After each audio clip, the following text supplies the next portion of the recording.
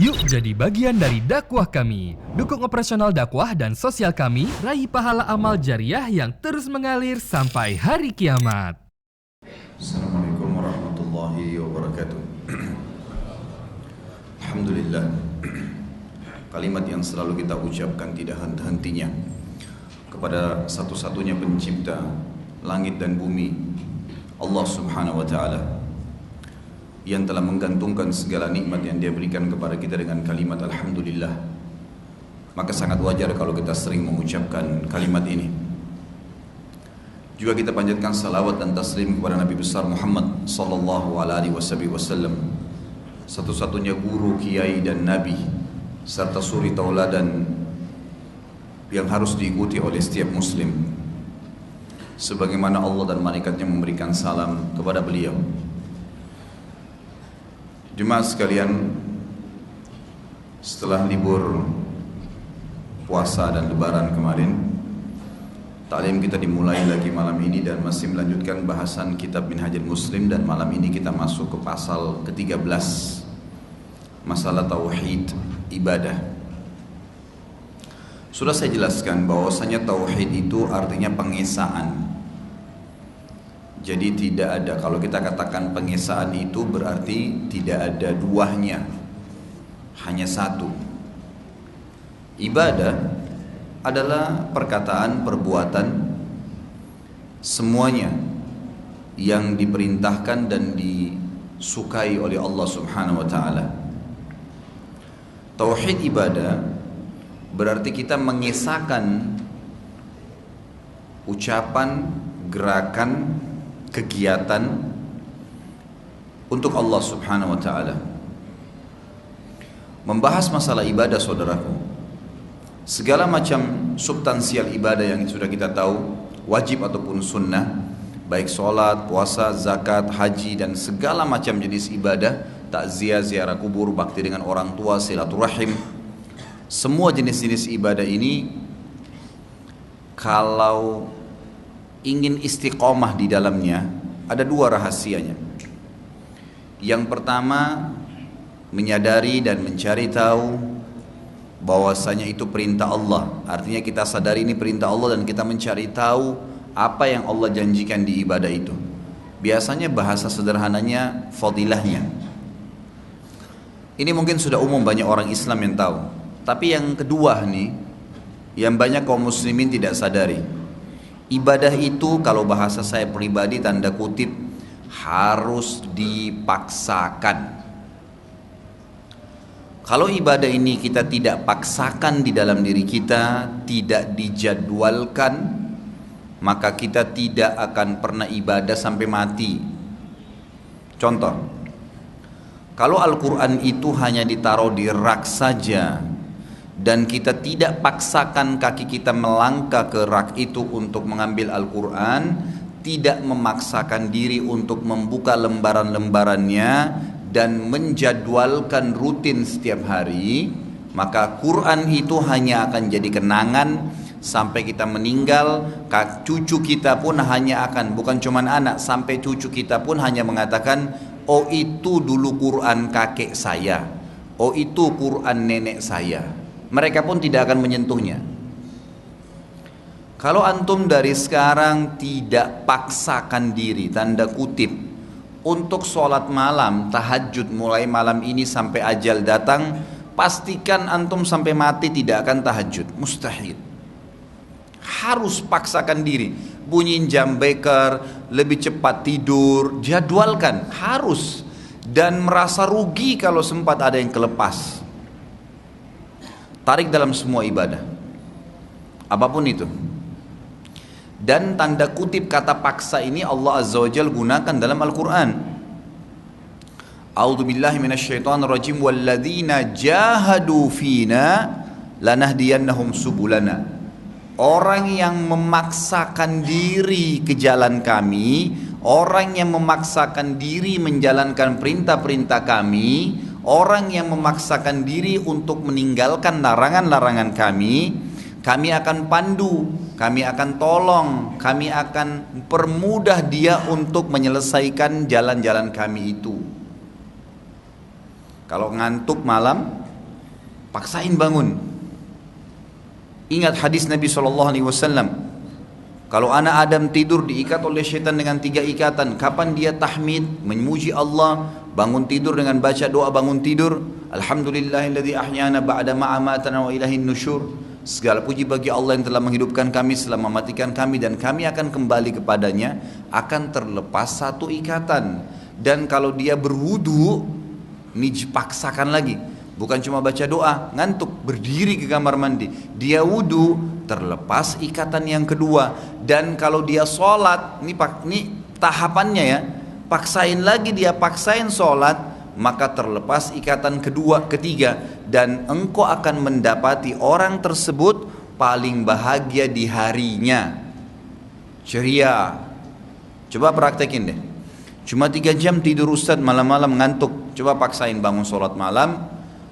Jalankan, baca ayat semampunya, ngantuk dilawan sedikit, azan subuh ke masjid sholat. Coba perhatikan begitu selesai sholat subuh, saya jamin ikhwan dan akhwat sekalian, Anda hilang ngantuknya dan semangat pada hari itu ingin buat program-program.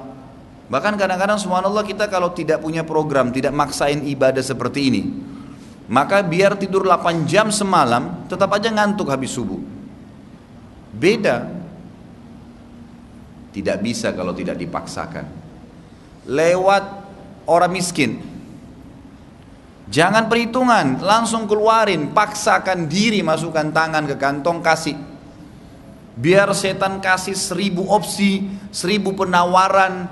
Janganlah, masih muda lah, beginilah, begitulah, kau masih perlulah. A'udzubillahi minasyaitonirrajim, kasih.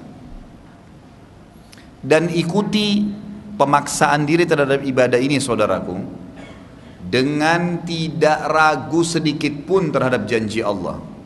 Ingat, beda pahalanya begitu datang perintah. Orang yang langsung kerjakan tanpa bertanya ada hikmah kah, nggak ada hikmah kah, sholat langsung atau ibadah langsung. Dengan orang yang ragu, kerjain nggak ya, beda pahalanya. Kita kasih contoh, dan pernah saya sebutkan riwayat perang Mu'tah. Salah satu peperangan yang Nabi SAW ngirim 3000 pasukan sahabat menuju ke wilayah Romawi, dipimpin oleh 3 orang sahabat. Ini sudah pernah saya sampaikan riwayat ini, tapi saya reviewkan kembali karena ada yang ingin kita ambil pelajaran dari kisah itu. Waktu Nabi kita Muhammad SAW sedang membentuk pasukan di depan masjid beliau menunjuk Zaid bin Harithah, anak angkat beliau. Wahai Zaid, kau pemimpin peperangan ini, kau yang akan memegang bendera.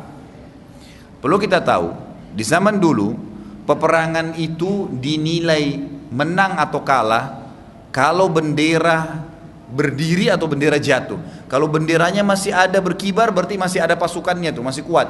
Kalau benderanya jatuh berarti sudah kalah walaupun pasukannya banyak. Jadi yang memegang bendera di zaman dulu itu sasaran tombak, sasaran panah, sasaran serangan. Ini harus orang yang pemberani nih. Nabi SAW mengatakan, wahai Zaid, kau pemimpin perang dan kau pemegang bendera, siap dengan segala konsekuensinya. Lalu kata Nabi SAW, kalau kamu terbunuh, kamu akan digantikan oleh Ja'far bin Abi Thalib. Ditunjuk kakaknya Ali bin Abi Thalib, kamu Ja'far jadi pemimpin, kamu yang akan pegang bendera. Berarti sama konsekuensi, hati-hati, seakan-akan tombak, anak panah, serangan musuh, kamu akan disasar. Ja'far terima. Kata Nabi SAW, wahai Ja'far, kalau kau terbunuh, ditunjuk sahabat yang ketiga, Abdullah bin Rawaha. Wahai Abdullah, kamu yang gantiin Ja'far. Ringkas cerita, berangkatlah pasukan ke medan perang. Pada saat sedang berkecamuk peperangan, Nabi kita Muhammad SAW diberikan karunia oleh Allah Subhanahu Wa Taala bisa melihat peperangan tersebut dan menceritakannya. Ini sekarang lagi berkecamuk peperangan, si fulan takbir, si fulan menyerang, terus diceritakan. Sampai Nabi SAW sempat mengatakan, Zaid bin Harithah masuk di kancah peperangan, di tengah-tengah menyerang musuh, kemudian dia ditusuk oleh musuh, mati syahid, dan bendera muslimin sedang jatuh bendera. Tidak ya, lewat sesaat, kata Nabi SAW, kecuali Ja'far bin Abi Thalib datang menyambut bendera tersebut, lalu memegangnya dan menyerang musuh. Lalu ada satu orang musuh yang sempat menebas tangan kanannya Ja'far, terpotong. Ja'far bin Abi Thalib yang tadi pegang bendera di tangan kanannya radhiyallahu anhum ajma'in, memegang kembali dengan tangan kirinya. Lalu tangan kiri Ja'far dipotong oleh musuh, dua-duanya putus. Sebelum bendera jatuh, kata Nabi SAW, Ja'far sempat menjepit tiang bendera dengan sisa tangannya. Lalu musuh datang dan menusuk dadanya, meninggallah mati syahid Ja'far. Sudah dua pemimpin Nabi SAW mati, sekarang yang ketiga, Abdullah bin Rawaha. Kebetulan subhanallah, waktu sedang terjadi tadi Ja'far terbunuh itu, Abdullah bin Rawaha ini ada di sebelah Ja'far, karena memang dia yang bertugas kalau bendera jatuh dia harus pegang, jadi dia harus selalu berada di sebelahnya. Seperti tadi Zaid bin Haritha, waktu pertama pegang bendera, Ja'far sama Abdullah harus ada di sebelahnya tuh. Kapan jatuh dia harus segera pegang, karena ini menang kalahnya pasukan dari bendera jatuh atau berkibar. Abdullah waktu melihat tangan Ja'far dipotong kanan, dipotong kiri, dalam mucar, dadanya ditusuk, pemandangan yang luar biasa nih. Ja'far radhiyallahu anhu sempat diam sebentar. Lalu dia motivasi dirinya, dia mengatakan, wahai Ja'far, wahai Abdullah, tinggal satu langkah lagi. Kamu menyerang musuh, ditusuk, surga yang luasnya seluas langit dan bumi. Lalu Abdullah mengatakan, Allahu Akbar. Dia ambil bendera tersebut lalu diangkat, kemudian dia masuk kancah peperangan sampai terbunuh mati syahid. Ringkas cerita juga, saya ringkas riwayatnya. Nabi kita Muhammad SAW berkata, 3 orang teman kalian ini sekarang sedang disiapkan oleh Allah Subhanahu Wa Taala singgasana di surga. Belum dipakai, tapi sudah disiapin nanti kalau masuk surga. Kalau Zaid bin Haritha dengan Ja'far bin Abi Thalib disiapkan singgasana yang besar, kakinya 4 penuh dengan permata-permata yang bagus. Sementara Abdullah disiapkan singgasana yang lebih kecil, kakinya 3, permatanya lebih sedikit. Para sahabat bertanya, ya Rasulullah, kok bisa beda? 3-tiganya pemimpin anda, 3-tiganya sahabat anda, 3-tiganya mati syahid. Kata Nabi SAW, ini yang digarisbawahi, karena Abdullah sempat ragu sejenak. Keraguan sejenak tadi itu mengurangi fasilitas. Kalau ada fakir miskin lewat, setan bisikin, ada orang kasih enggak ya? Sama enggak pahalanya dengan ada orang fakir miskin lewat langsung korek kantong kasih, kalau perlu enggak perlu lihat jumlahnya? Sama enggak pahalanya? Beda. Ada orang dengar azan dengan sholat atau nanti ya, azan tutup tokonya langsung berangkat ke masjid, sama enggak pahalanya? Beda pahalanya. Jadi dalam ibadah ini selain memaksakan diri, juga tidak boleh terlambat, jangan tunda, jangan dahulukan apapun bila dipertemukan dengan ibadah kepada Allah Subhanahu Wa Taala. Sisi yang lain, hukum yang lain, ibadah ini juga dibagi dua oleh para ulama secara global ya. Ada ibadah yang merupakan haknya Allah, wajib. Ada haknya Allah, sunnah. Ada haknya makhluk, wajib. Ada haknya makhluk, sunnah. Kalau bertemu antara haknya Allah yang wajib, seperti sholat 5 waktu, puasa Ramadan, zakat mal, hukumnya wajib, bertemu dengan hak wajibnya makhluk. Siapa kira-kira di antara makhluk yang memiliki hak wajib dari kita? Orang tua misalnya. Kita kan wajib patuh ya. Itu berarti hak wajib makhluk. Ini ibadah semua ini. Karena kalau kita bakti dengan orang tua kan ibadah kepada Allah ya. Wajib. Kalau bertemu antara hak wajibnya Allah dalam ibadah dengan hak wajibnya makhluk dalam ibadah, yang didahulukan haknya Allah Subhanahu Wa Taala. Kita lagi sholat wajib, ibu kita panggil nak, dipanggil namanya, gak boleh batalin sholatnya. Ada seorang muslim mau pakai jilbab, ibunya larang, gak boleh dipatuhi. Haknya Allah wajib, gak bisa. Tapi kalau bertemu antara hak Allah yang wajib dengan hak Allah yang sunnah dengan hak makhluk yang wajib, misal teman-teman sekalian lagi sholat sunnah, hukumnya sunnah, artinya dikerjakan dapat pahala, ditinggalkan tidak dosa. Ketemu dengan hak wajibnya makhluk, orang tua kita manggil, ibu atau bapak panggil kita lagi sholat, dia tidak tahu kalau kita lagi sholat sunnah. Sholat sunnahnya dilanjutin atau dibatalin? Batalin. Karena itu hak sunnahnya Allah bertemu dengan hak wajibnya makhluk. Kalau ketemu antara hak sunnah Allah dengan hak sunnah makhluk, maka didahulukan haknya Allah Subhanahu wa taala. Ini sisi lain, ini hukum lain dalam masalah ibadah. Jadi kita harus tahu mana yang harus skala prioritas, yang didahulukan, dan mana yang nanti setelah yang didahulukan tadi dikerjakan. Pasal ke-13 ini membahas masalah tauhid ibadah. Tadi itu kronologis, mukaddimahnya. Saya akan bacakan. Syekh Abu Bakar rahimahullah mengatakan, seorang muslim beriman kepada uluhiyah Allah Subhanahu wa taala terhadap segenap makhluk. Saya sudah jelaskan, uluhiyah itu pengakuan pengesaan Allah dari sisi ibadah, dan rububiyahnya atas alam semesta. Rububiyah itu berarti pemilik, pencipta, pengurus, pengawas Allah Subhanahu wa taala. Kita harus yakin seluruh yang di langit, yang di bumi, di kedalaman lautan, kelihatan, tidak kelihatan adalah makhluknya Allah Subhanahu wa taala. Allah pemiliknya, Allah penciptanya, Allah pengurusnya, Allah yang akan memusnahkannya. Itu rububiyah namanya. Jadi seorang muslim, kata beliau, beriman tentang uluhiyah Allah terhadap segenap makhluk. Allah itu satu-satunya ilah, pencipta, gitu kan, yang harus diibadahi, dan juga rububiyahnya. Dia yang mengurus, mengawasi, menurunkan hujan, menahan hujan, dan seterusnya. Dan bahwasanya tidak ada Tuhan yang berhak disembah kecuali Allah. Dan tidak ada Rabb, Tuhan pencipta yang mematikan dan menghidupkan serta menguasai alam semesta ini selain Dia, Allah. Maka dari itu, seorang muslim beribadah hanya kepada Allah Subhanahu wa taala dengan segala bentuk ibadah yang telah Allah tetapkan bagi segenap hambanya. Dan ia tidak mengalihkan satu bentuk ibadah pun kepada selain Allah. Gak boleh setengah-setengah, gitu kan. Ibadah semua harus kepada Allah Subhanahu wa taala. Ada lagi sedikit hal yang saya ingin titik beratkan di sini berhubungan dengan masalah ibadah. Ibadah itu teman-teman sekalian punya kenikmatan. Tadi antum sholat nih, itu ada kenikmatannya tuh sholat. Kalau kita ikutin bacaannya dengan tenang, dengan tumak nina, ikutin gerakannya, mengharapkan pahalanya, ya, menikmati ayat yang sedang dibaca oleh imam, menikmati sujudnya, rukuknya, itu ada kenikmatannya. Lawan daripada ibadah yang mendatangkan pahala adalah maksiat, dosa.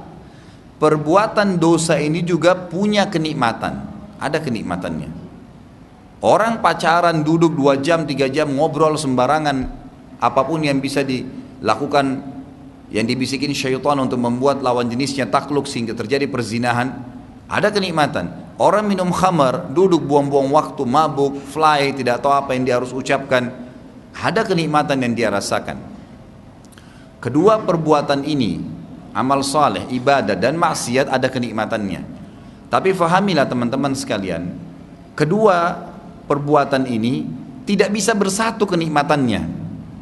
Artinya kalau kita sedang menikmatin ibadah, maka kenikmatan maksiat itu akan hilang. Misal kita sudah biasa ikat diri azan ke masjid, nggak mau tahu apapun yang terjadi, mau hujan lebat kah, mau enggak kah, pokoknya azan saya ke masjid. Mati ajal ya sudah husnul khatimah. Misal orang yang sudah biasa ngikat diri seperti ini dalam ibadah, kapan dia sempat telat satu sholat saja, menyesalnya luar biasa, karena dia sudah rasakan kenikmatannya itu. Contoh yang lain, seorang muslimah pakai jilbab, sudah lihat ikhlas karena Allah Subhanahu wa taala, nggak pernah mau liatin rambutnya sehelai pun kecuali kepada yang dibolehkan oleh Allah, mahramnya atau suaminya. Ini kan. Yang saya mau sini mahramnya tentu saudaranya, ya, pamannya, ayahnya, dan seterusnya. Satu waktu ada laki-laki nyelonong masuk ke rumahnya, kelihatan sebagian rambutnya. Nyesel nggak dia kira-kira? Nyesel, pasti dia nyesel. Karena selama ini dia sudah selalu jaga, dia sudah rasakan nikmatnya jilbab tuh. Orang yang sudah biasa sholat tadi on time, merasa luar biasa tidak enaknya tidak sholat, karena sudah hilang tuh. Karena sholat ibadah, tidak sholat maksiat, gitu kan? Yang sudah biasa merasakan nikmatnya ibadah, kenikmatan maksiatnya hilang. Yang biasa tutup aurat, sudah tidak enak lagi kalau kelihatan auratnya, gitu kan? Kita balik kasusnya. Kalau orang yang sedang menikmati kemaksiatan, maka kenikmatan ibadahnya hilang. Orang yang sudah biasa telanjang di pinggir sana, di luar sana, kayak di mall di sini misalnya orang jalan pakai celana pendek perempuan, kelihatan dadanya, kelihatan lehernya, sudah terbiasa. Dia nikmatin itu, dia merasa itu sebuah prestasi.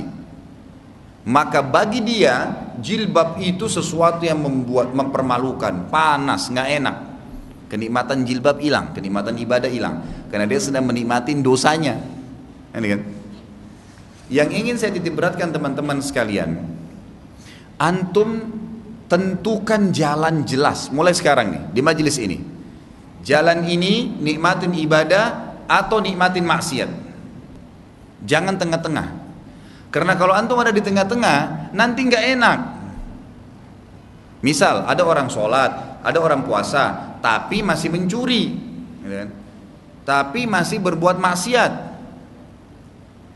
Maka pastikan pada saat dia ibadah dia nggak rasakan kenikmatan ibadah, dan pada saat dia maksiat dia ketakutan. Contoh, ada orang sholat 5 waktu, tapi dia juga mabuk. Pada saat dia mabuk malam, lagi mabuk, lagi teler, masih kepikiran sholat subuh tuh. Jadi mabuknya setengah-setengah, nggak enak. Maka saran saya, sekalian jadi ahli ibadah nikmat atau ahli maksiat nikmat sekalian.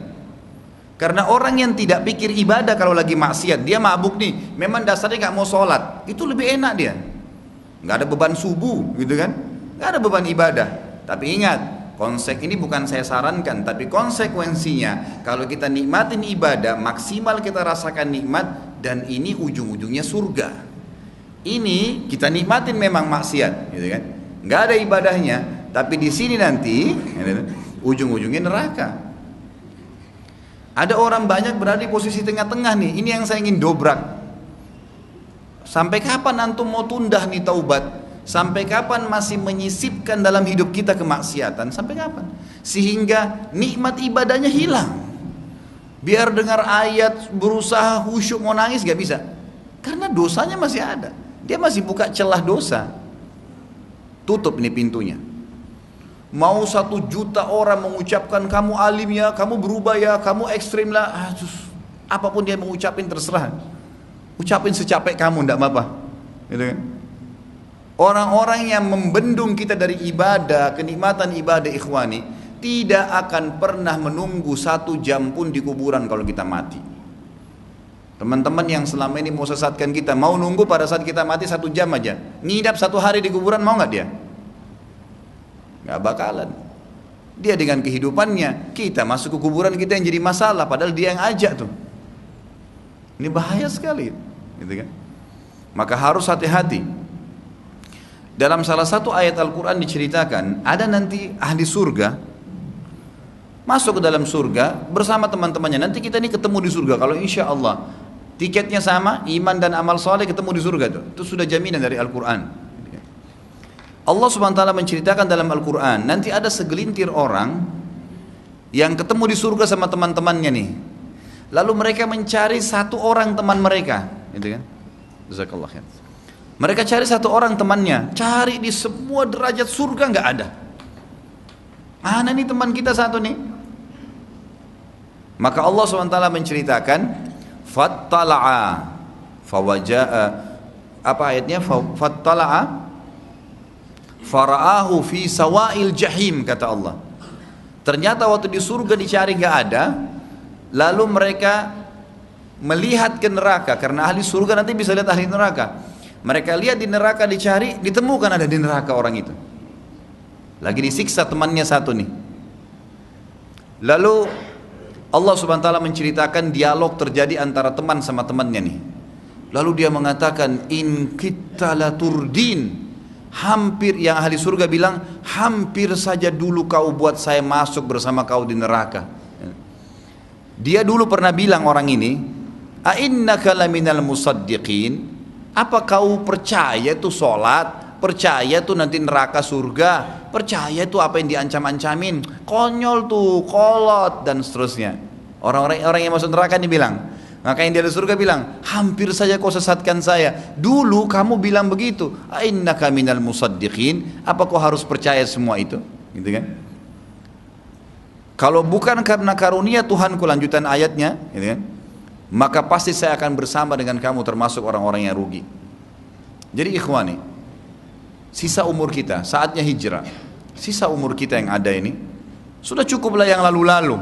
Sudahlah, oh masa lalu dulu saya pernah begini, saya begini, baiklah. Tapi ada saatnya orang harus berubah.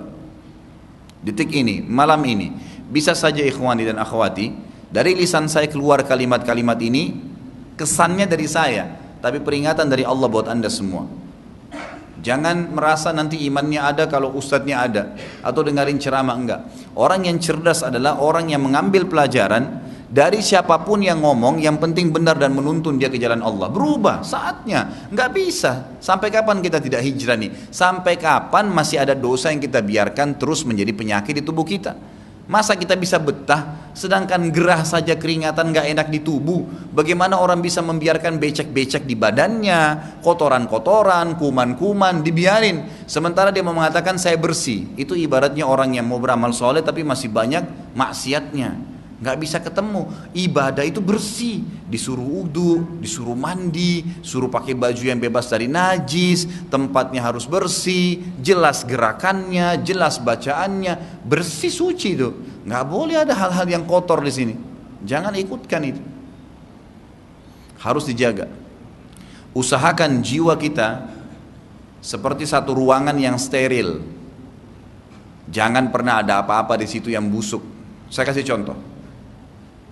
Ini maaf saya agak panjang menjelaskan contoh-contoh supaya tujuannya supaya antum keluar dari sini sudah bisa mengambil ilmunya. Kata kunci, karena menjelaskan dalil gampang. Ini ayatnya, ini hadisnya. Tapi yang aplikasikan siapa? Kadang-kadang karena belum tahu bagaimana meletakkan dalil itu. Kalau kita punya sebuah ruangan di rumah kita, kamar itu jendelanya terbuka atau pecah jendelanya, pintunya terbuka. Di lantainya berserakan tulang-tulang bekas makanan, makanan busuk, pakaian kotor, penuh satu ruangan. Kira-kira ngundang hewan-hewan masuk nggak? Hah? Mana suaranya nih? Masih hidup nggak nih? Hah?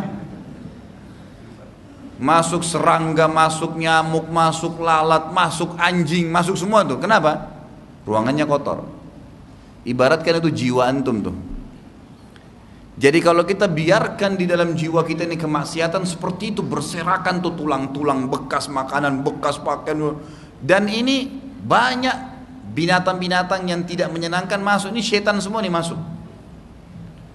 Lebih parah gitu kan, kita biarkan pintu jendela pintu kita terbuka, nggak mau tobat, nggak mau bersihin tuh.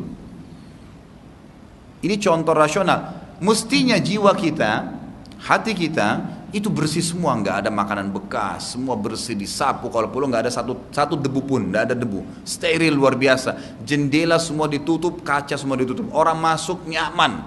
Itu jiwa. Dan Allah mengatakan dalam Al-Quran tentang hamba-hambanya masuk surga tanpa hisab, illa man atallaha biqalbin salim. Yang masuk surga tanpa hisab nanti orang yang datang sementara hatinya, jiwanya salim, bersih, nggak ada kotoran-kotoran kemaksiatan, yang betul-betul dijaga dari bangun tidur sampai tidur.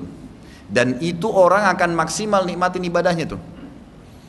Antum subhanallah coba jalankan seminggu aja deh. Tuh kuping ini jangan dengar musik, matanya jaga, guddul basar, turunin, jangan lihat yang haram. Lisan kita selalu istighfar, berzikir, baca Quran, coba seminggu aja. Bandingkan dengan keadaan iman kita sekarang, pasti beda. Kalau sebulan lebih luar biasa. Bagaimana kalau seumur hidup? Sampai meninggal, kita nggak tahu ajal kapan datang ya. Apakah sekarang umur kita ke depan lebih panjang daripada umur yang sudah kita lalui? Allahu a'lam, kita nggak tahu.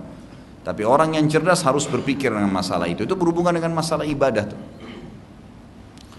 Lalu dikatakan oleh beliau, oleh karena itu, maka apabila memohon, ia hanya memohon kepada Allah. Apabila meminta pertolongan, ia hanya meminta pertolongan kepada Allah. Dan apabila ia bernazar, maka dia hanya bernazar kepada Allah.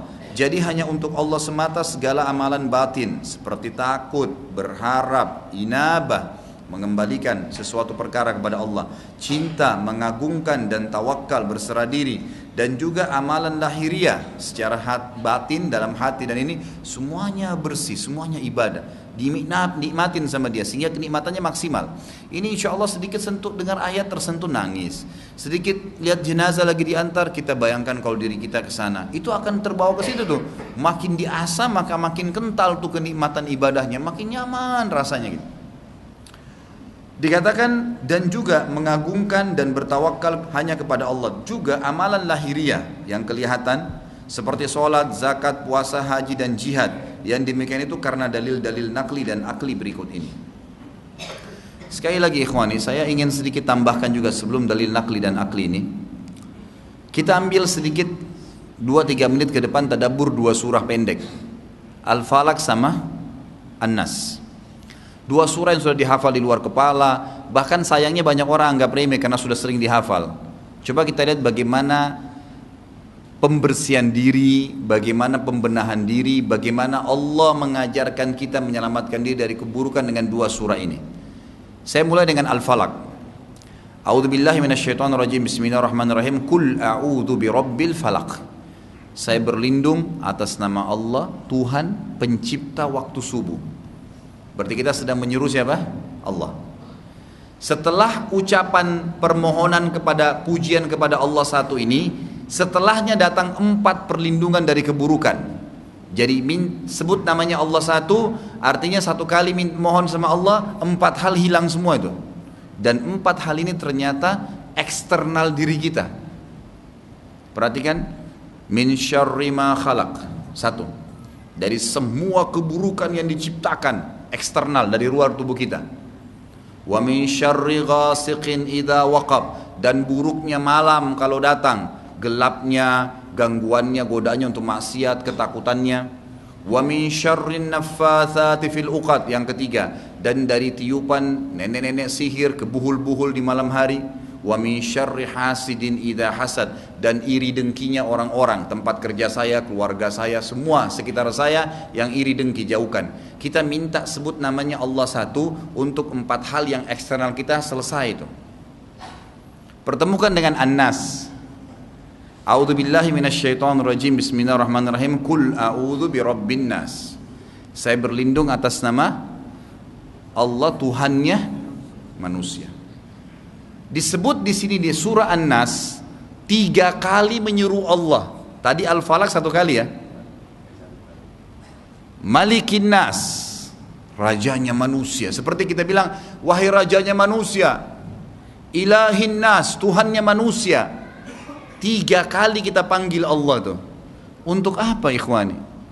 Nih, yang diminta apa nih? Tadi itu 1 kali hilangin 4 masalah luar, eksternal. Ternyata masalah dalam jiwa kita ini lebih besar nih, lebih bahaya. Dikatakan setelah itu, apa lanjutannya setelah malikin nas, ilahin nas min syarril waswasil khannas, yang mengganggu di dalam jiwa manusia. Nih, internal nih, itu saking beratnya sampai harus minta 3 kali namanya Allah tuh.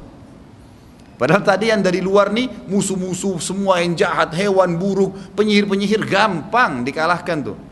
Asal antum ini sudah bersih. Kalau jiwa kita bersih, itu semua dari luar nggak bisa ganggu, nggak bisa buat apa-apa. Bentengnya kuat, ya kan? Kalau benteng kita ini, jiwa kita ini bagus, ikhwani, seperti baja, ada banyak ular, terus ularnya matok bajanya, siapa yang kalah? Ularnya, patah semua giginya, kan itu. Tapi kalau rapuh, ularnya belum matok, baru lewat, sudah jatuh temboknya. Itu luar biasa. Baru Allah mengatakan, disebutkan was-was dalam hati, penyakit jiwa manusia ini yang secara internal dia sendiri, yang membuat setan kuat menyerang dia karena dia duluan takut dalam hatinya, gitu kan? Yang membuat dia tidak bisa sukses bekerja karena dia sudah was-was dulu, khawatir dulu, belum mencoba sudah ketakutan. Jadi jiwa ini yang jadi masalah dia dulu. Secara internal baik, maka yang eksternal tidak ada masalah, itu kecil untuk dihadapin. Jadi ini luar biasa tadabburnya, surah yang sederhana, gitu kan? Baru Allah mengatakan minal jinnati wan nas, dari jin dan manusia, yang juga biasa ada was-was selain jiwa, jadi yang juga ditambah dari godaan-godaan 2 makhluk tersebut. Baik, saya bacakan dalil-dalil naklinya.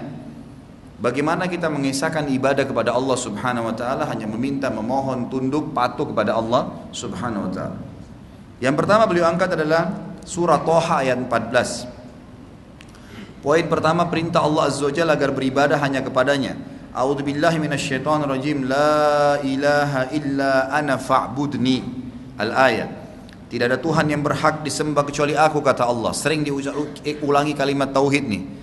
Tidak ada Tuhan, tidak ada Tuhan, tidak ada pencipta, tidak ada pemilik, tidak ada pemusnah, tidak ada yang perlu ditakutin, ditundukin, dikhawatiri. Tidak akan ada lagi kecuali Allah, la ilaha illallah, maka hanya beribadalah kepadaku. Allah SWT mengatakan. Di dalam surah Al-Baqarah melengkapkan ayat tadi surah Thaha, ayat 40 Al-Baqarah, Allah mengatakan a'udzubillahi minasyaitonirrajim wa iyaya farhabun. Dan hanya kepadakulah kalian takut.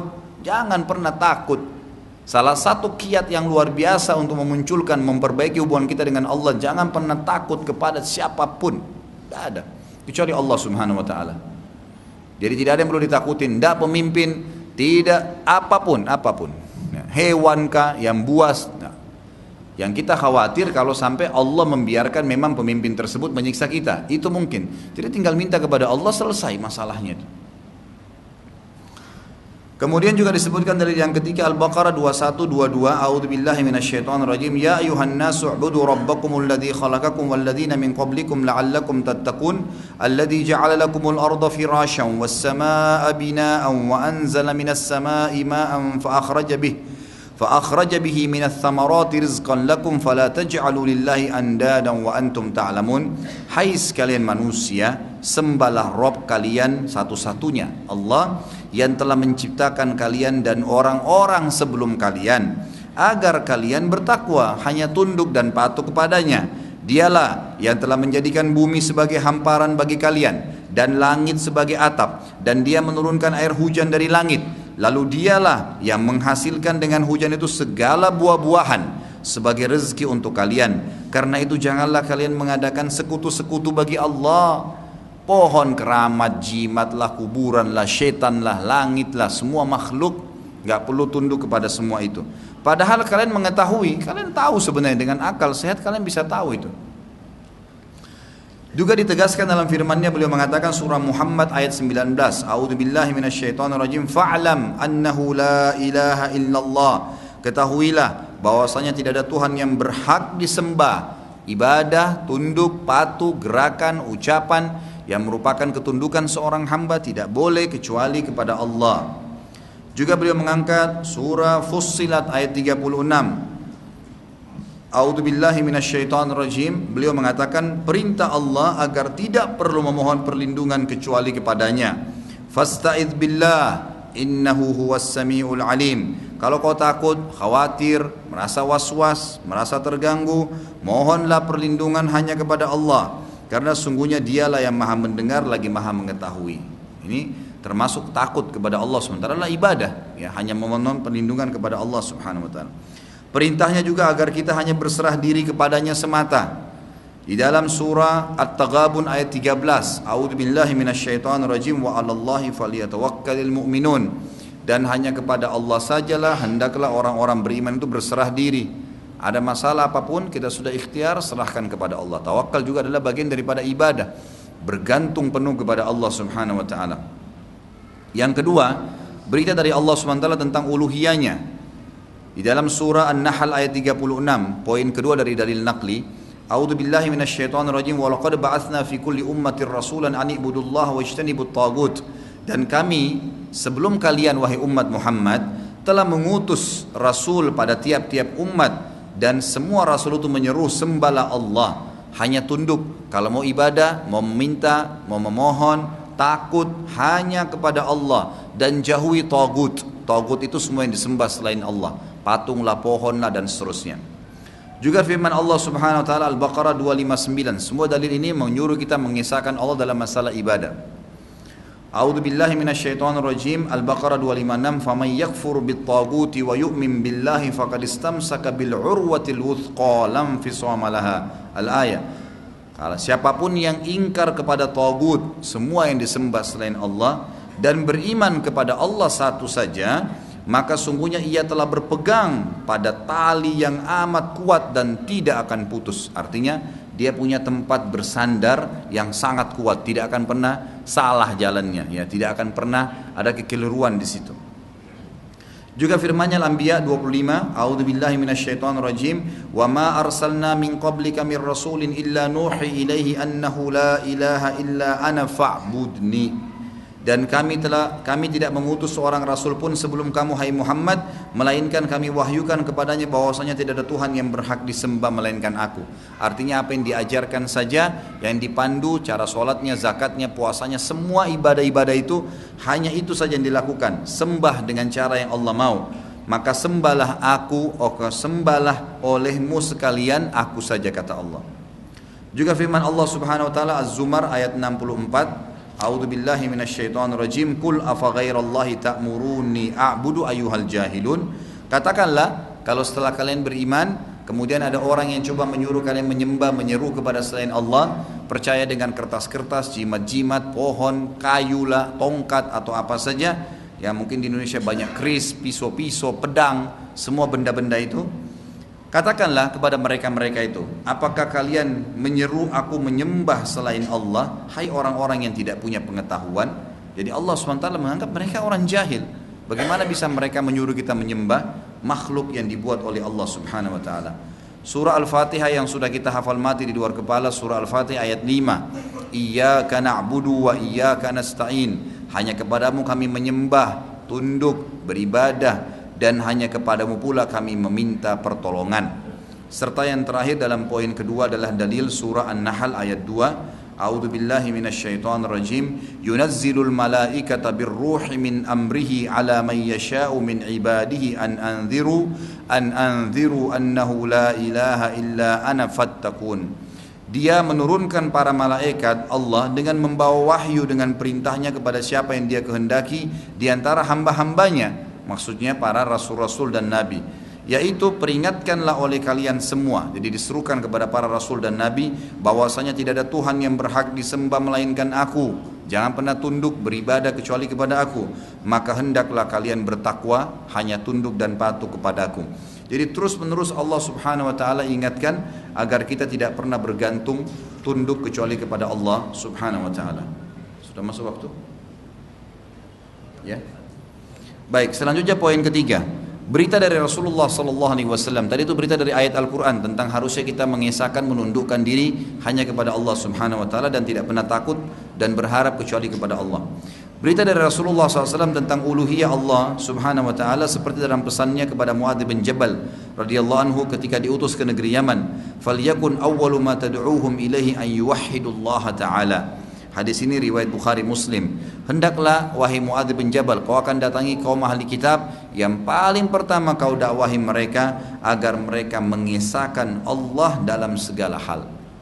Di sini maksudnya adalah dalam masalah ketundukan, permohonan, permintaan, ya, ketakutan, harapan, itu tidak boleh kecuali kepada Allah Subhanahu wa taala.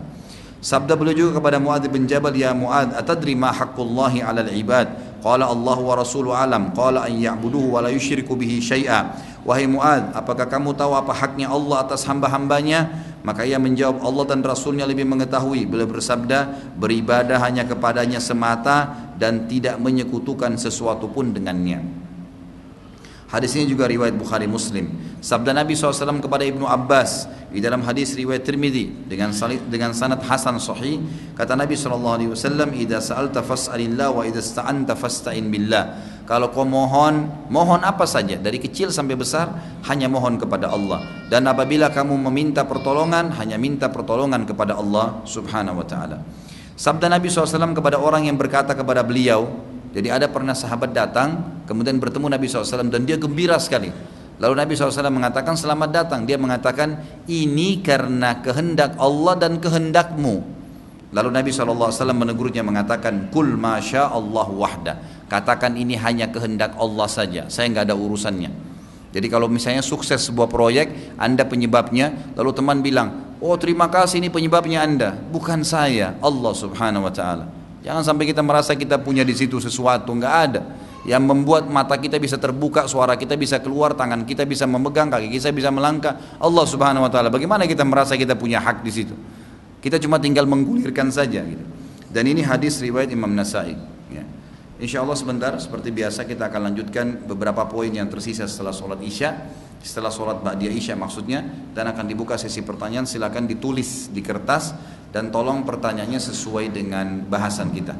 Subhanakallahumma bihamdika asyhadu an la ilaha illa anta astaghfiruka wa atubu ilaik.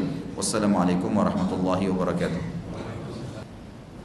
Assalamualaikum warahmatullahi wabarakatuh. Alhamdulillah wassalatu wassalamu ala Rasulillah. Melanjutkan bahasan tadi, dalil yang tersisa adalah sabda Nabi SAW tentang masalah tidak bolehnya sedikit pun dialihkan niat dan maksud ibadah kepada selain Allah. Di antaranya yang sederhana sekali tapi sering terjadi adalah riya. Dan beliau mengatakan dalam hadis yang masyhur, hadis diriwayatkan oleh Imam Ahmad, Inna akhwafa ma akhafu alaikum asyirkul asghar. Qalu ya Rasulullah wa masyirkul asghar? Qala ar-riya.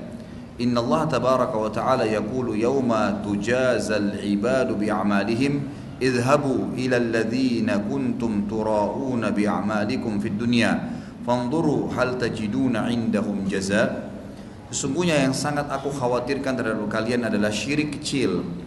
Padahal syirik kecil ini hanya mengalihkan maksud, mungkin sedikit niat kepada selain Allah Subhanahu wa taala. Para sahabat berkata, "Ya Rasulullah, apa yang Anda maksudkan dengan syirik kecil itu?" Beliau mengatakan riya atau pamer dengan amal. Sesungguhnya Allah yang maha suci lagi maha tinggi pada hari di mana para hamba diberi balasan atas perbuatan mereka akan berfirman, maksudnya hari kiamat, Allah akan berfirman kepada orang-orang yang riya ini, pergilah kalian kepada orang-orang yang kalian berbuat riya dulu untuk mereka di dunia. Coba lihat apakah kalian apakah kalian akan mendapatkan dari mereka balasan. Tentu di sini tanda tanya hadisnya, artinya tidak mungkin akan mendapatkan balasan. Jadi hadis ini menjelaskan kepada kita pengalihan sedikit maksud saja ibadah atau niat itu sudah cukup untuk tidak diterima oleh Allah Subhanahu wa taala. Kemudian hadis juga yang diangkat oleh beliau adalah hadis yang diriwayatkan oleh Imam Tirmidzi dengan hadis hasan, dengan sanad hasan, bahwasanya pernah ada seorang sahabat asalnya dari pendeta Nasrani masuk Islam, namanya Adi bin Hatim.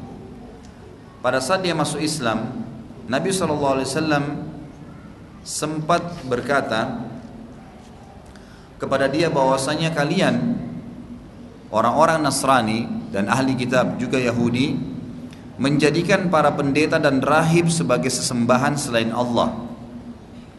Maka Adi yang baru masuk Islam dan dia tadinya pendeta mengatakan, "Ya Rasulullah, kami nggak pernah menyembah kok pendeta kami. Saya pun pendeta, tapi saya pastikan kami tidak disembah, dan kami pun kalau minta kepada pendeta itu kami tidak menyembah mereka."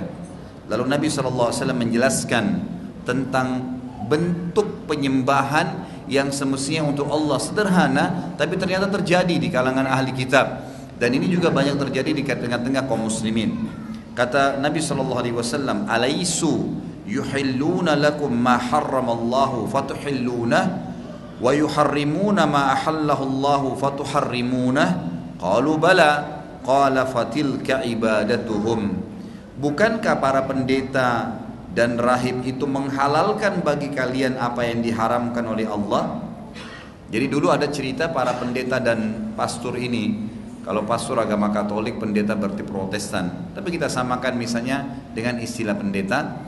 Mereka-mereka ini banyak yang mengikuti keinginan pemerintah atau raja. Kalau raja tidak suka sesuatu, ditarik ke dalam sebuah hukum, sehingga nanti akhirnya mengikuti walaupun Allah haramkan jadi halal. Kata Nabi SAW, bukankah para pendeta menghalalkan bagi kalian apa yang Allah haramkan, dan kalian akhirnya juga menghalalkan itu, serta mereka mengharamkan apa yang dihalalkan oleh Allah. Allah halalkan tapi mereka tidak bolehkan. Tentu di sini sebagian ulama hadis memberikan contoh ya, masalah kasus mereka menghalalkan apa yang Allah haramkan, gitu kan. Jadi seperti Allah Subhanahu wa taala menghalalkan, mereka menghalalkan apa yang Allah haramkan. Di sini Allah Subhanahu wa taala membolehkan ahli kitab untuk memakan daging. Berikut juga ya, lemaknya Tetapi pendeta mengharamkan lemak tersebut, sehingga akhirnya ya, tadinya Allah SWT mengharamkan bagi mereka makan lemak, mereka hanya boleh makan daging. Tapi akhirnya pendeta datang dan mengatakan tidak masalah dengan lemaknya, maka jadi halal apa yang Allah haramkan, maka mereka pun menghalalkannya. Dan mereka mengharamkan apa yang Allah halalkan, maka kalian pun ikut mengharamkannya. Kata para ulama hadis adalah pernikahan, karena mereka tahu di buku Injil, kitab Injil dan Taurat, terutama Injil itu boleh menikah, tapi mereka mengalihkan itu, ya, dibuat nikah itu haram bagi para pendeta, gitu kan. Jadi mereka tidak boleh menikah. Maka ini berarti mengharamkan apa yang Allah halalkan. Maka para ahli kitab yang ikut bersama Adi bin Hatim yang masuk Islam waktu itu berkata, benar. Maka kata Nabi SAW, itulah peribadatan kalian kepada mereka. Jadi hanya karena patuh pada pemimpin-pemimpin agama mereka yang tadinya mengubah apa yang Allah haramkan menjadi halal atau sebaliknya, ya, maka itu sudah cukup membuat seakan-akan mereka mengalihkan ibadah kepada selain Allah Subhanahu wa taala. Kemudian juga sabda Nabi SAW pada saat ada beberapa sahabat yang datang kepada beliau, ini disebutkan di dalam hadis riwayat Tabarani dengan hadis hasan. Ada beberapa sahabat yang sempat datang kepada Nabi SAW lalu berkata, ayo atau mari kita beristighatha, meminta tolong keselamatan kepada Rasulullah SAW dari orang munafik ini. Ada satu orang munafik kebetulan suka mengganggu kaum muslimin. Maka waktu mereka tiba di Nabi SAW, mereka mengatakan, ya Rasulullah, kami ingin beristighatha, meminta pertolongan kepada anda. Maka kata Nabi SAW, innahu la yustagathu bi wa innama yustagathu billah. Sesungguhnya tidak boleh beristighatha kepadaku, akan tetapi beristighatha itu hanya kepada Allah. Hadis ini sekaligus juga membantah banyaknya teman-teman kita yang beristighatha dengan Nabi SAW sekarang setelah Nabi SAW meninggal. Sementara Nabi masih hidup saja Nabi menolak, apalagi sekarang, gitu kan? Mereka menyebut-nyebut jahnya Nabi SAW, ya, zatnya Nabi, namanya, beristighatha dengan Nabi SAW ini tidak dibolehkan. Meminta pertolongan dengan Nabi SAW, Nabi sudah meninggal, sedangkan masih hidup saja Nabi SAW menolak. Kemudian juga diberikan contoh lain oleh Syekh Abu Bakar Jazair tentang pengalihan ibadah kepada selain Allah, dan ini tidak boleh adalah sumpah, ya, bersumpah, gitu. Beliau bersabda tentang sumpah dalam hadis riwayat Imam Tirmidzi dengan hadis hasan, man halafa bi ghairillahi faqad asyrak. Siapa yang bersumpah bukan dengan nama Allah, maka dia telah melakukan kesyirikan. Jadi, apa sajalah kalimat sumpah yang digunakan, gitu kan?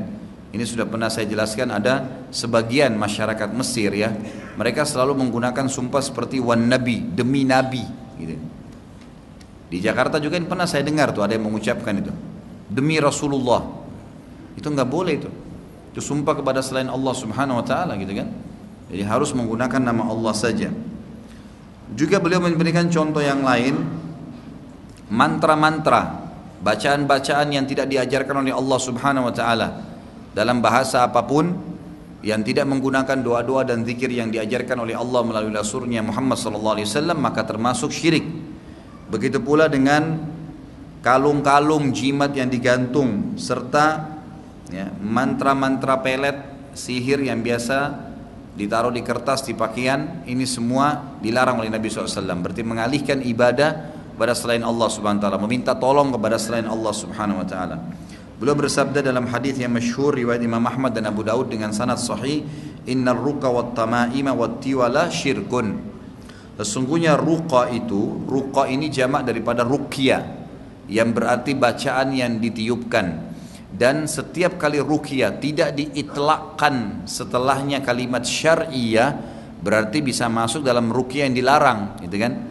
Karena istilah ruqyah ini artinya semua bacaan yang ditiupkan, termasuk di sini mantra-mantra, gitu kan? Makanya kalau orang berobat dengan hadis-hadis, dengan ayat-ayat Al-Quran, kita katakan ruqyah syar'iyah, artinya bacaan yang ditiupkan tapi secara syar'i. Hadis Nabi SAW yang lain yang mengatakan 70.000 dari umatku masuk surga tanpa hisab, diantaranya mereka yang tidak menggantung nasibnya dengan burung, tatayur, dengan benda. Mereka tidak mengatakan misalnya dulu kalau buluh burung itu burung merpati dicabut di zaman masa jahiliyah, kemudian di 3 lembar, satu ditulis pergi, satu ditulis tidak pergi, satu dikosongin, ditaruh dalam kotak, lalu diacak. Orang itu ambil tanpa melihat. Kalau keluar tulisan pergi, mereka menganggap mereka akan selamat, gitu kan? Kalau keluar yang tidak pergi, berarti mereka kalau keluar akan ada kecelakaan, akan ada masalah. Kalau keluar bulu yang tidak ada tulisan, mereka harus mengacaknya kembali, mencari salah satu dari 2 keputusan untuk keluar. Ini namanya tatayyur, menggantung nasib dengan burung. Ini nggak boleh. Kemudian mereka yang 70.000 yang masuk surga tanpa hisab tidak bertatayyur, kemudian tidak bertato, tidak minta diruqyah. Tidak minta diruqyah adalah ruqyah yang tidak syar'i di sini. Bahasanya adalah mantra-mantra, gitu kan? Yang dibaca-bacain oleh dukun, ditiupkan, dibacain di minuman dan seterusnya. Ini namanya ruqyah juga, gitu kan? Ini juga namanya ruqyah. Makanya dalam hadis dikatakan bahasa Arabnya innar ruqa, jamak daripada ruqyah yang tidak syar'i. Mantra-mantra yang ditiupkan, kemudian tamaima, kalung-kalung jimat yang digantungkan, dan tiwalah. Tiwalah tulisan-tulisan yang ditulis di kertas atau di kulit, semuanya itu adalah perbuatan syirik. Terakhir kita tutup dengan dalil-dalil akli. Itu secara nakli semua larangan, tidak boleh, harusnya kita memurnikan ibadah kepada Allah dan tidak boleh mengalihkan segala jenis ibadah, maksud dan niatnya kepada selain Allah Subhanahu wa taala. Dalil-dalil akli secara akal, yang pertama beliau tulis keesaan Allah Subhanahu wa taala dalam menciptakan. Hanya Allah yang menciptakan segala sesuatunya, memberi rezeki, bertindak dan mengatur, mengharuskan ibadah hanya kepadanya semata. Tiada sekutu baginya sedikit pun jua. Nggak boleh ada sedikit pun apa-apa. Yang kedua, secara akal harusnya begitu. Secara dengar dalil-dalil tadi berarti kita tahu kita harus mengalihkan ibadah kepada Allah. Yang kedua secara akal adalah semua makhluk berada di bawah rububiyahnya Allah sebagai pencipta. Sangat tergantung kepadanya. Bukti kita tergantung kepada Allah, Allah ciptakan sebuah sistem, lapar misalnya. Adakah orang pada saat lapar ya bisa bertahan tidak makan? Nggak bisa. Yang ciptakan dia Allah, yang ciptakan laparnya Allah, yang ciptakan juga asopannya supaya hilang laparnya Allah, gitu kan? Adakah orang yang bisa menolak malam pada saat datang misalnya? Gitu kan? Itu nggak mungkin. Dia harus ikut sistem. Yang menciptakan dia Allah, yang menciptakan malam ini Allah, yang menciptakan alam semesta Allah, yang datangkan nanti pagi juga Allah Subhanahu wa taala. Allahu khaliqu kulli syai. Allah itu pencipta segala sesuatunya. Semua makhluk berada di bawah rububiyahnya Allah Subhanahu wa taala, sangat tergantung kepadanya. Maka tidak ada sesuatu pun dari makhluk ini yang pantas menjadi sesembahan yang disembah selain Allah Subhanahu wa taala. Dan yang ketiga, yang terakhir adalah orang yang disembah atau dimintai keselamatan atau dimintai perlindungan tidak dapat memberikan sesuatu, tidak dapat memberikan keselamatan dan tidak dapat memberikan perlindungan sedikit pun. Hal ini menyebabkan berdoa kepadanya, meminta keselamatan kepadanya atau bernazar untuknya, berserah diri serta pasrah kepadanya menjadi sia-sia, gitu kan. Jadi ini secara akal bahwasanya tidak boleh kita mengalihkan ibadah kepada selain Allah Subhanahu wa taala. Ada yang saya ingin titik beratkan sebagai penutup ya. Yang pertama teman-teman sekalian, mengerjakan ibadah sudah saatnya sekarang, sudah saatnya. Selain poin-poin tadi yang saya jelaskan di awal, ibadah harus dipaksakan. Dan pada saat kita beribadah jangan ragu sedikit pun. Begitu datang saatnya, waktunya, ada hikmah, nggak ada hikmah, kerjakan, gitu kan. Dan saatnya sekarang, sempurnakan dengan poin ketiga. Sudah saatnya mulai malam ini ke depan selalu cari yang paling afdal. Jangan lagi, oh ini afdal, oh nggak apa-apa deh, saya nggak usah kerjakan karena cuma afdal. Enggak. Semua yang afdal mulai sekarang. Kalau ada ustaz bilang ini lebih afdal begini, atau antum ragu, antum tanyain mana lebih afdal ustaz, oh lebih afdal begini, lakukan yang lebih afdal. Selalu kejar yang terbaik. Salah satu sahabat yang paling terkenal dalam poin ini adalah Abdullah bin Umar radhiyallahu anhu, sampai diberikan julukan sahibut ta'assi, orang yang luar biasa. Apa yang Nabi lakukan dia berusaha, dia yang paling pertama kerjakan, tidak pernah terlambat. Sampai pernah Nabi SAW masuk ke dalam Ka'bah dengan beberapa sahabat, diantaranya Abdurrahman bin Auf radhiyallahu anhu masuk, lalu Nabi SAW sholat di dalam Ka'bah, tapi tidak semua orang masuk. Waktu Nabi SAW turun, karena Nabi batasi orang yang masuk cuma beberapa orang, orang yang pertama keluar setelah Nabi SAW adalah Abdurrahman bin Auf. Langsung Abdullah bin Umar pegang tangannya lalu berkata, wahai Abdurrahman, apa yang Nabi SAW tadi kerjain di dalam? Kata Abdurrahman, Nabi SAW sholat sunnah tahiyat masjid. Di dalam Ka'bah sholat tahiyat masjid. Di sebelah mana? Kata Abdullah bin Umar, di sebelah mana? Kata Abdurrahman, di sebelah sisi sana, ditunjuk tempatnya. Tanpa ngomong, tanpa apa, langsung Abdullah bin Umar masuk berdiri sholat 2 rakaat. Langsung dikerjakan pada saat itu. Dan hampir semua kegiatan yang Abdullah bin Umar dengar langsung, lihat langsung atau dengarkan, dan dia percaya orang yang menyampaikan kecuali pasti dikerjakan. Sampai terkenal dalam kisahnya, pernah setelah Nabi SAW meninggal, beliau pernah memimpin kafilah haji, Abdullah bin Umar radhiyallahu anhu. Kafilah haji ini terdiri dari 70 kafilah. Satu kafilah bisa minimal 3 ekor unta, gitu kan? Jadi ini 200 lebih ekor unta. Jalanlah mereka ke Mekah. Ini setelah Nabi SAW meninggal, ya. Maka di tengah jalan tiba-tiba Abdullah bin Umar memberhentikan kafilah ini. Dia pemimpinnya dan dia alim, ulamanya, sahabat, gitu kan? Yang lain semua ikut dengan dia. Maka waktu dia suruh berhenti, disebarkan berita Abdullah bin Umar minta kita berhenti semua dan minta kita menyaksikan apa yang dia lakukan. Abdullah bin Umar radhiyallahu anhu turun dari untahnya. Setelah disampaikan kepada seluruh kafilah suruh lihat, dia jalan terus sampai jauh di padang pasir gitu. Semua orang menyaksikan nih, karena memang perintahnya suruh lihat gitu. Ternyata di kejauhan tinggal samar-samar aja dari jauh karena jauhnya tempat itu. Tapi beberapa orang orang kafilah masih sempat bisa lihat. Di sana ada sebuah pohon samar-samar. Lalu beliau ke sana buang air kecil, maaf. Abdullah Umar buang air kecil di situ. Setelah buang air kecil kembali lagi. Ada satu sahabat namanya Ubay bin Ka'ab. Waktu itu masih hidup dan bertanya, wahai Ibnu Umar, semoga Allah merahmati anda. Apakah anda ini memberhentikan kami semua ini 70 kafilah hanya untuk menyaksikan anda kencing di situ? Abdullah bin Umar jawab dengan tegas mengatakan, iya, karena saya ingin memberitahukan kepada kalian, waktu saya sedang haji bersama Nabi SAW, beliau pernah berhenti di sini, beliau pernah kencing di situ. Bayangkan tuh luar biasanya, kan? Jadi luar biasa dalam masalah ibadah nih. Dan ini makin kita gencar seperti ini, itu makin tertutup celah kemaksiatan tuh. Makin tertutup karena kita memaksakan diri. Sebagian ulama mengatakan siapa yang menyibukkan diri dengan ibadah, maka secara otomatis dia sedang menutup pintu maksiat.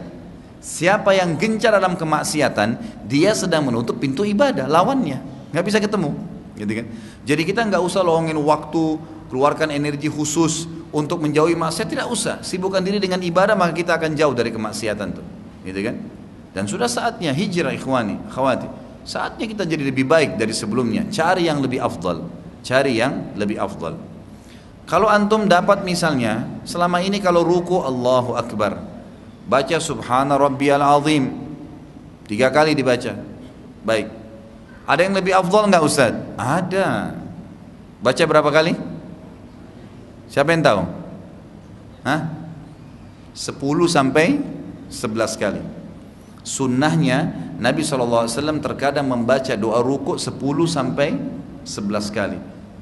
Kalau kita selama ini Subhana Rabbiyal Azim 1, baru sampai 3 kali, coba sekarang lebih afdal.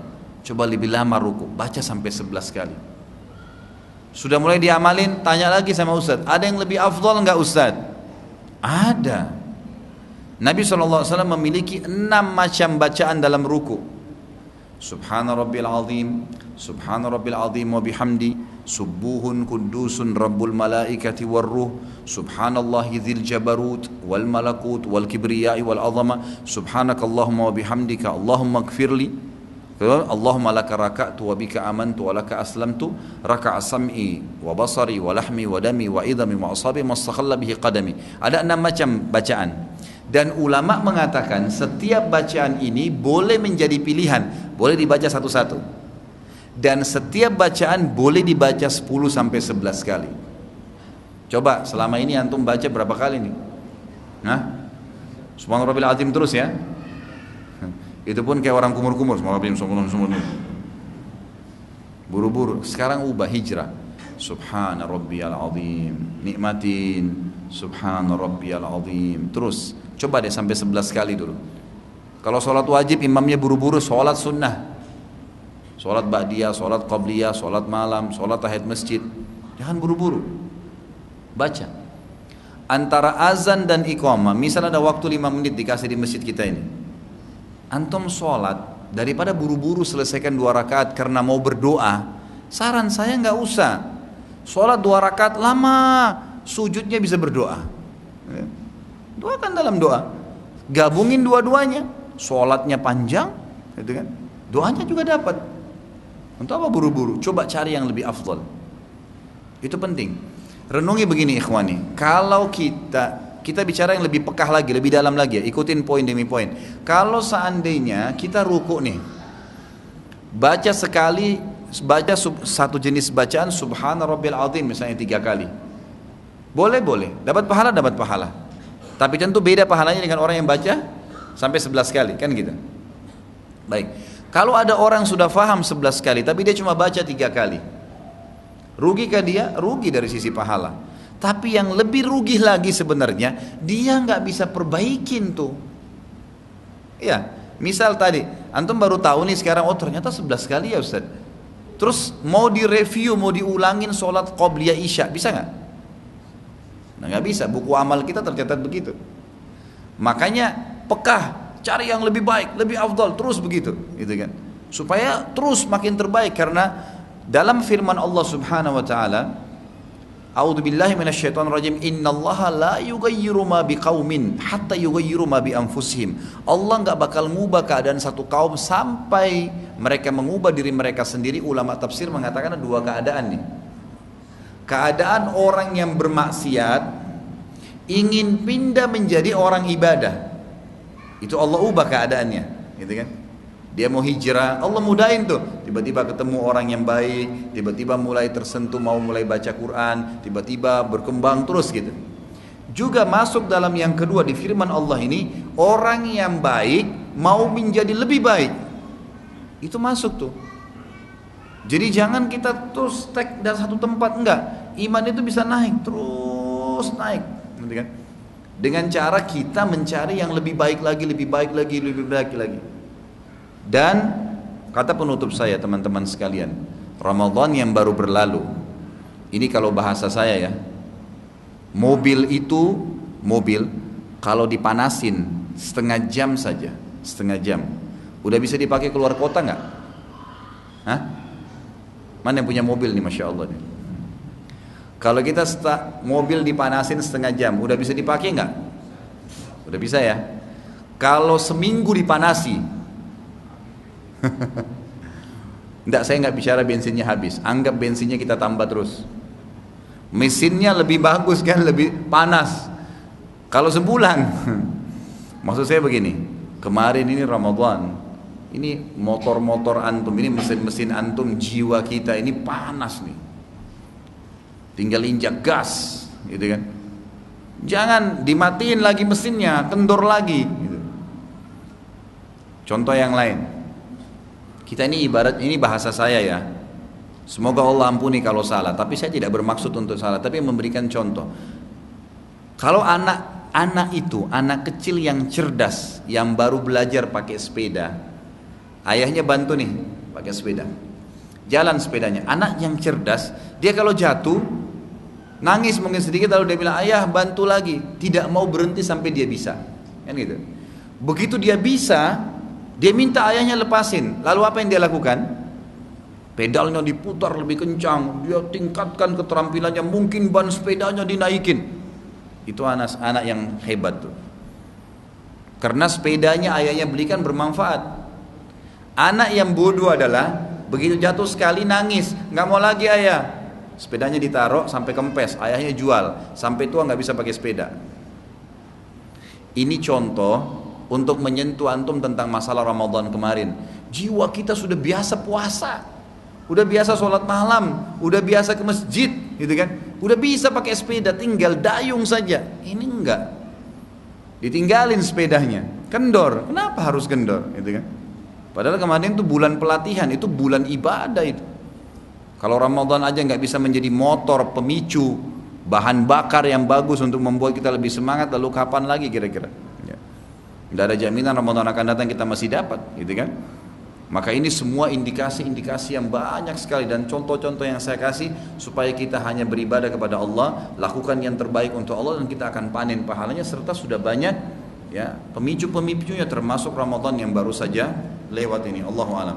Semoga saja Allah Subhanahu wa taala menerima seluruh amal yang telah kita kerjakan, dan juga Allah Subhanahu wa taala memberikan hidayah kepada orang yang belum dapat hidayah, juga memudahkan mengamalkan orang yang sudah mendapatkan hidayah, serta juga Allah Subhanahu wa taala memberikan kemenangan seluruh muslimin yang sedang tertindas dimanapun mereka berada, di Palestina, di Syria, di Yaman, ya, di Irak, juga di Myanmar dan dimanapun. Semoga Allah memberikan kemenangan kepada mereka, dan Allah muliakan agamanya Allah ini, dan juga mempartisipasikan kita di tangan mereka dan di tangan kita, baik dengan doa, baik dengan jiwa maupun dengan harta kita. Dan semoga juga Allah Subhanahu wa taala menyatukan kita di surga Firdaus tanpa hisab, sebagaimana Allah menyatukan kita di masjid yang mulia ini.